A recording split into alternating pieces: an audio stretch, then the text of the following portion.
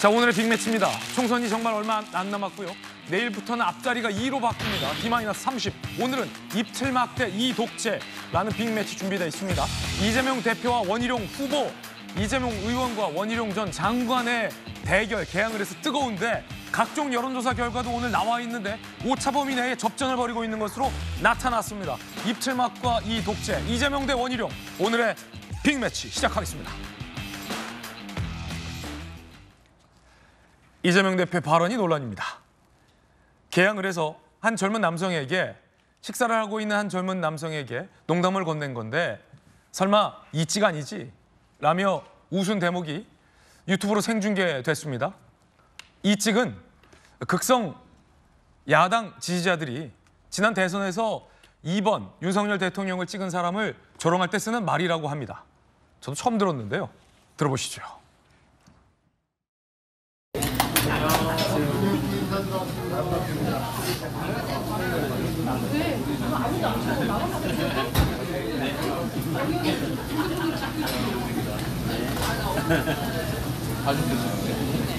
반가워요. 잘 부탁합니다. 1번 이재명. 네. 설마 이찍 아니겠지? 농담 삼아 건넨 것 같습니다. 이찍 아니지? 그런데 식사를 하고 있는 그 남성은 무슨 봉변일까라는 생각이 들 것도 같습니다. 이찍. 정법전, 이찍이 뭡니까? 뭐 2번 찍었다고 해가지고 이찍 그러지 않습니까? 그런데 제가 한번 찾아봤어요. 지난 대선에서 윤석열 대통령을 찍은 이른바 이찍들이 몇 %였느냐? 48.56%였어요. 그다음에 이재명 대표를 찍은 1번을 찍은 사람들은 47.83%. 그 비율대로 하면요. 지금 여기 5명 앉아 있잖아요. 그러면 여기에 최소한 2.5명은 이른바 이찍이란 이야기예요. 이른바 이찍. 그러면은 이찍이 아니겠지. 그러면 이찍들은 나 찍지 말아라. 나 필요 없다. 이런 이야기 아니겠습니까? 제가 봤을 때 민주당은 참 희한한 게 지난번에 몇 달 전에 뭐라고 이야기했습니까? 암컷 운운했잖아요. 그러니까 여성표 뭐 다 이렇게 제끼고 그다음에 뭐 미래가 젊은 사람, 미래가 짧은 사람들도 또 무시를 갖다가 하고 그러더니 이번에는 아니 이찍들에서 표를 좀 가져와야 이재명 대표가 이번 총선에서 승리한 거 아니겠습니까? 이찍들을 갖다가 다 제끼고 어떻게 총선을 갖다가 승리하겠다라고 하는 것인지 전 도저히 그 납득이 되지 않고요. 그냥 자기들끼리만 알아서 그냥 잘 살라 저는 그런 느낌이 받았습니다. 예, 여당에선 강하게 비판했습니다. 국민을 어떻게 인식하는지를 단적으로 보여주고 있다라는 비판입니다.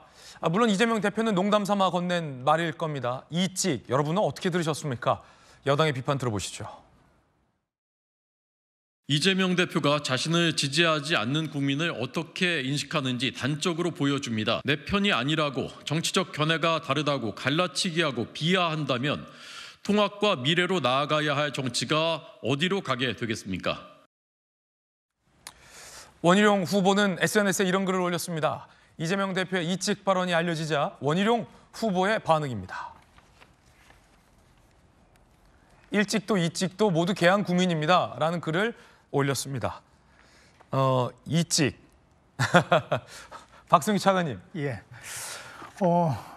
아까 그 분당실에서 정혁진 변호사하고 그런 농담했어요. 어떻게 해요? 이찍 얘기를 하면서 우리는 오늘 방송하려고 일찍 나왔는데 집에서 일찍 나왔는데. 이렇게 갑자기 아재 개그를 하시면 어떡합니까? 그렇습니다. 일찍이다. 예. 저 모습 보면서 참 사람 쉽게 안 변한다는 생각합니다. 왜냐하면은 이재명 대표 그러면 깊이 각인돼 있는 그 부분들이 있잖아요.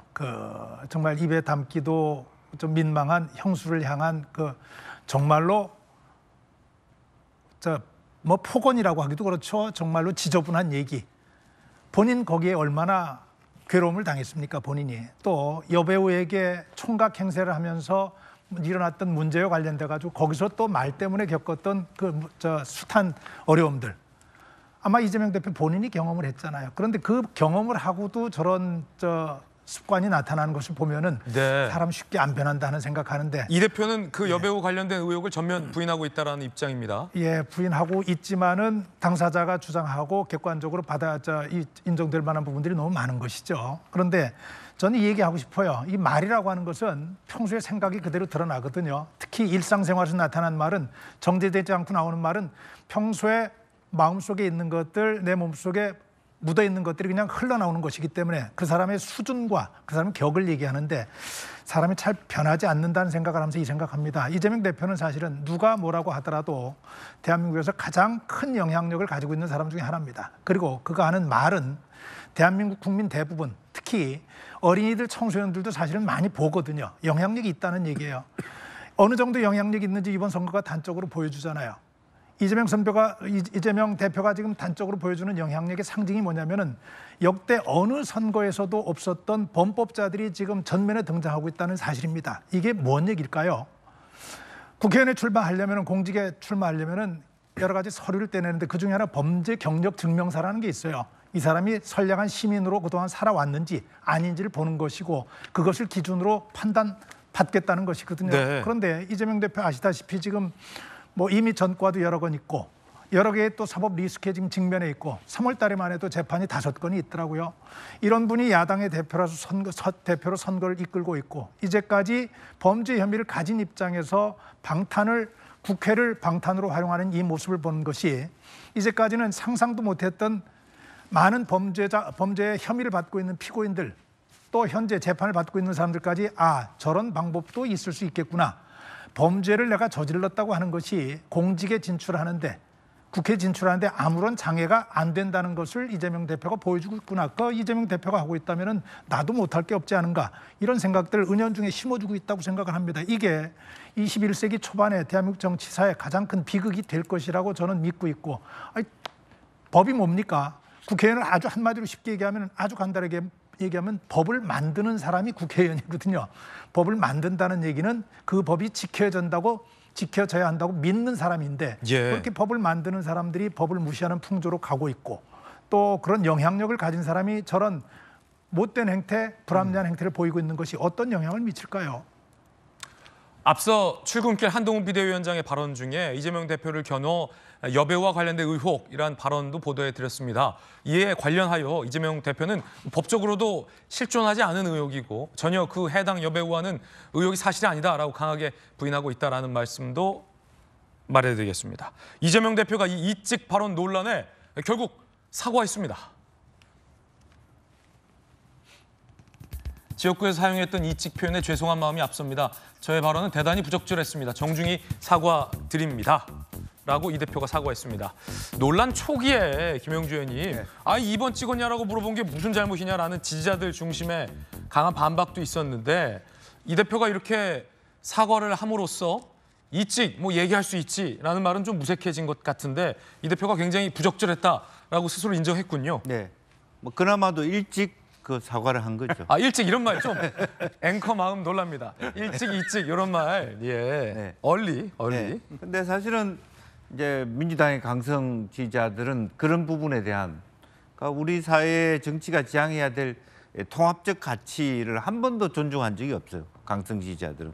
그러니까 서로 간에 누가 되든 간에 그러니까 대비되잖아요. 거기에서 원희룡 후보는 굉장히 포용적인 후보가 돼버리고 그 순간에 이재명 후보는 당대표임에도 불구하고 매우 협량한 후보가 되는 거예요. 우리 편만 중하게 여긴다. 이렇게 돼가지고는 일개 지역에서의 국회의원들끼리의 만남이라면 그나마도 그럴 정도다 하지만 이재명 대표라는 분은 지난 대선에 대통령 후보셨고 앞으로도 민주당에서 얼굴이고 또 다음 대선에 후보가 될 수도 있는 분입니다. 최소한 그분의 입에서는 스스로가 그렇게 갈라치기. 과거에 우리가 옛날에 우리가 남이가 이 말에 대해서 민주당이 얼마나 공격했습니까? 지역주의의 벽에 대해서 그나마도 많이 고생을 했던 게 민주당인데 이제 거의 허물어져가는 이 세상에서 본인 스스로가 사실은 지금 중도를 잡지 못한 상태에서 편가르기를 한다는 것은 매우 전략적으로 모순적이고 잘못된 얘기다. 그런 말씀드리고 싶습니다. 패널들의 개인적인 견해 전해드리고 있습니다. 물론 이재명 대표는 농담 삼아 건넨 것일 겁니다. 농담 삼아 물은 표현일 겁니다. 그런데 이 이직 표현이 정청래 최고위원도 썼군요. 자, 앞서 김건희 여사와의 1대1 토론을 제안하면서 김건희 여사 대신 한동훈 비대위원에게 그 비대위원장에게 2분간 말할 기회를 줄 의향이 있다라며 왜 2분이냐고? 라고 되물었습니다. 그쪽은 이직이니까라며 정청래 최고위원도 앞서서 썼군요. 이게 유행어 같이 쓰는 겁니까? 민주당에서? 네, 민주당에서 뭔가 좀 갈라치기 할 때 쓰는 표현인데요. 지금 많은 사람들이. 근데 실은 민주당에는 이직 말고 더 당 내부도 갈라치는 용어가 있습니다. 그 용어가 이제 수박이란 용어인데요. 예. 수박이라는 말은 겉은 파랗고 속은 빨간 거를 수박을 얘기하는데요. 민주당 당색이 파란색이고 국민의힘 당색이 빨간색이거든요. 그래서 겉보기에는 너는 민주당처럼 보이지만 너는 속은 실제로는 국민의힘과 비슷한 거 아니냐라고 어떤 공격적인 어떤 멸칭이라고 볼 수 있는데요. 그런데 지금 민주당의 공천의 양상을 보면 대체로 좀 뭔가 비명 및 수박이라고 간주됐던 사람은 하나같이 다 떨어지고 또는 하위 10%, 20% 감점을 받게 되거나 그래서 지금 2016년도에 박근혜 대통령 시절에 국민의힘 계열에서 그때 진박감별 공천이라고 한참 시끄러운 적이 있었거든요. 김무성 대표의 옥새파동이라든가 유승민 원내대표의 찍어내기라든가 그런데 지금 민주당이 하고 있는 공천의 양태를 보면 전반적으로 수박감별 공천의 양상을 보이면서 지지율이 지금 하향하고 있는 걸로 볼 수 있거든요. 예. 근데 저는 이재명의 민주당과 김대중의 민주당의 좀 차이점을 되돌아볼 필요가 있지 않나. 김대중 노무현 대통령은 김종필 씨와 단일화하고 그다음에 정몽주 씨와 단일화하는 방식이었어요. 그랬군요. 저는 이제 수박의 반대말로 어떤 과일이 있을까 생각을 해보면 겉도 파랗고 속도 파란 대표적인 과일에는 멜론이 있는 것 같아요. 멜론. 한국 정치사를 보면 민주당 입장에서는 멜론과 수박이 정치 연합을 하면 대체로 승리했고 예. 수박을 타도하고 순수 멜론당 노선을 걷어서 성공한 적이 거의 없어요. 그리고 진박감별도 대표적인 사례인 거죠. 그래서 이재명 대표님이 지금 정청래 최고위원이라든가 이재명 대표라든가 뭐 특히 이재명 대표는 이제 농담으로 한 얘기 같긴 하지만 많은 당 전반에 수박을 타도해야 되고 이직들도 뭔가 멸시해야 되고 이런 세계관이 너무 많이 자리 잡고 있어서 그런 세계관이 오히려 중도 확장에 매우 큰 장애물로 작용하고 있다는 거를 좀 민주당의 지도급 인사들이 좀 빨리 알아챌 필요가 있지 않나 이런 생각이 듭니다. 예. 멜론은 수박과 손을 잡아야 이길 수 있다라는 어떤 전략적인 분석도 전해드리고 있습니다. 그 가운데 이재명 대표는 윤석열 정권 심판론을 강하게 내세웠습니다. 입틀막 정권이라는 겁니다. 국민의 목소리를 입틀막한 윤 정권 2년 성적표, 민주주의 선도 국가의 독재화다라고 강하게 비판했습니다. 그러자 원희룡 후보가 민주당을 이재명 사당화한 이재명 독재 체제부터 해체해야 한다라고 맞받아쳤습니다. 입틀막 이재명 독재.